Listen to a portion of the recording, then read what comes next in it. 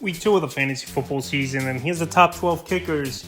I'm ranking this week. Number 1, Justin Tucker of the Baltimore Ravens. So we know Tucker's the best kicker in the league. This Raven team, that looked pretty solid in week 1, but now they got a division matchup with the Cincinnati Bengals, where I think this could be a defensive type of game and a grinded out close type of game as well. So right here, Tucker, we know he can kick it from anywhere. We know he puts up big fantasy points week in and week out, and one of the best kickers of all time. And this week here, he's number 1 again. Number 2, Tyler Bass of the Buffalo Bills. So the Bills, they had trouble, obviously, versus a good New York Jet defense in week 1. And Tyler Bass, he sent that ball game to overtime, hitting it off the upright and it bouncing in. So we know Bass could kick it from 50 plus easily. We know he's in a high-powered offense over there with this Buffalo Bill team. And this Bill team, they're going to want to bounce back after a tough loss in week 1 in a game they pretty much were leading until the fourth quarter versus the New York Jets. So right now, with Vegas coming to town, and them going to be I think they're going to be in the end zone, red zone a decent amount of times, is this Bill team. I got Bass at 2. Number 3, Evan McPherson of the Cincinnati Bengals. So McPherson, he didn't get many opportunities, obviously, in week 1 versus Cleveland at the Cleveland Browns. But right now, division game number 2 of the season, Baltimore coming to town. And this is going to be a grinded out game, like I mentioned early in the video with Justin Tucker, where I think the field goal opportunities will be there for Evan McPherson. And obviously, he has a big boot, and he's another kicker that can kick it from 50 plus.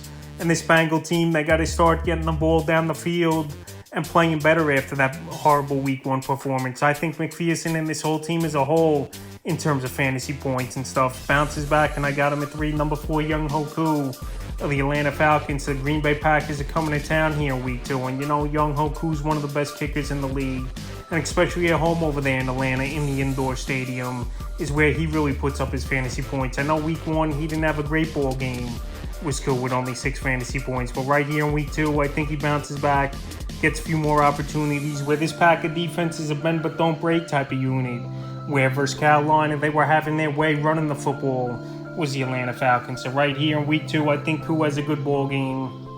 He'll get a few opportunities, and I got him at 4. Number 5, Harrison Butker of the Kansas City Chiefs. I know Butker, not week in and week out, puts up points, but obviously the upside and the offense he plays in, he could get double-digit fantasy points any week, is Harrison Butker. So this week here in a potential shootout, in which would be great weather at Jacksonville versus the Jacksonville Jaguars, I think Harrison Butker has a good ball game.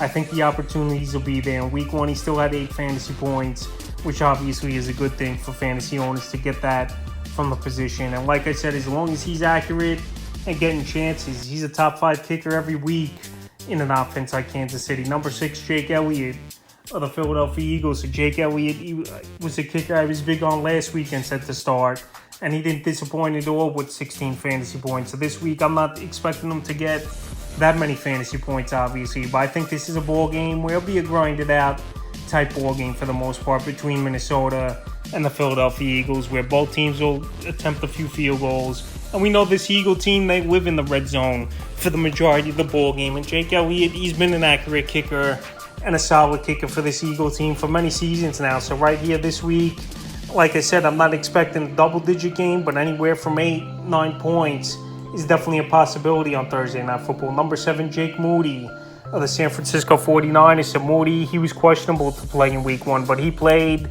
and he had a great ball game with 14 fantasy points. So right now he's on a high-powered San Francisco offense. It's an indoor game here at the Los Angeles Rams, which obviously is always a plus for a kicker to have a dome game and indoors.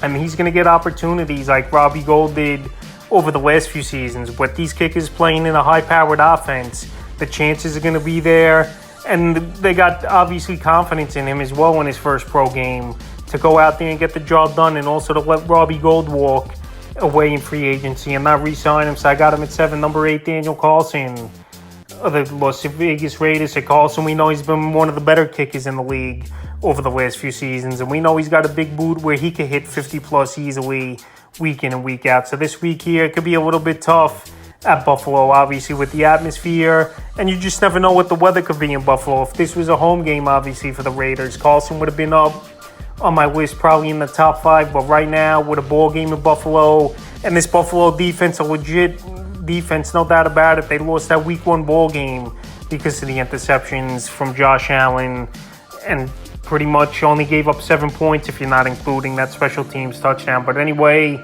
Carlson's a great kicker. And Vegas, they're going to have to put points on the board if they want to compete with this Bills offense. So right here in week 2, I got Carlson at 8. If it was a home game, I would have had him higher.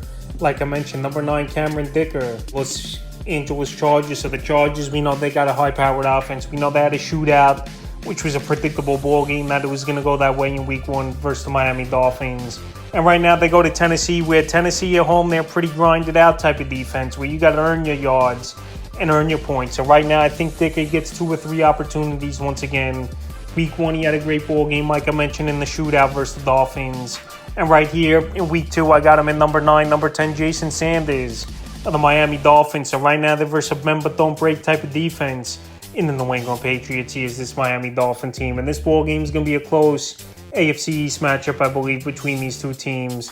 And Bill Belichick, he has this defense always ready. And we even saw versus the Eagles. A lot of people probably thought Eagles were going to go in there in Gillette Stadium and just blow the doors off and go win a ball game 35-7 or whatever. But it was a close game. They held them to 25 points.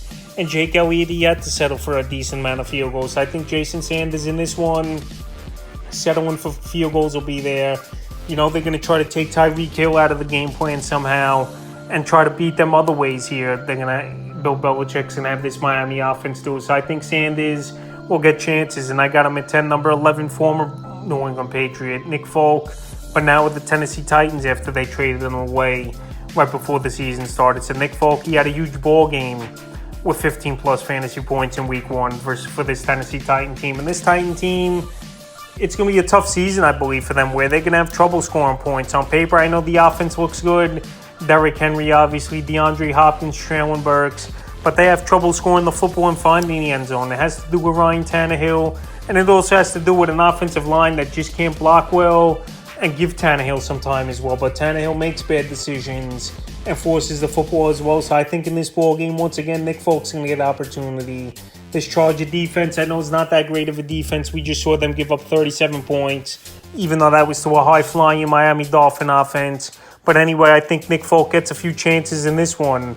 And I got him at 11, and the 12th and final kicker I'm ranking this week's Brandon McManus of the Jacksonville Jaguars. So this definitely could be a shootout and possibly the highest scoring game of the week here with the Kansas City Chiefs and the Jacksonville Jaguars. So right now, McManus, he's with the Jaguars first season after kicking for years over there in the Denver Broncos. And obviously, Jacksonville is usually pretty solid and good weather for the kickers. So I think McManus in this one with a ball game that's going to be high scoring, and him playing for a high scoring offense with the Jacksonville Jaguars, he's a kicker that could crack the top 12, and I got him at 12 this week. So that's the top 12 kickers I'm ranking here for week 2 of the fantasy football season.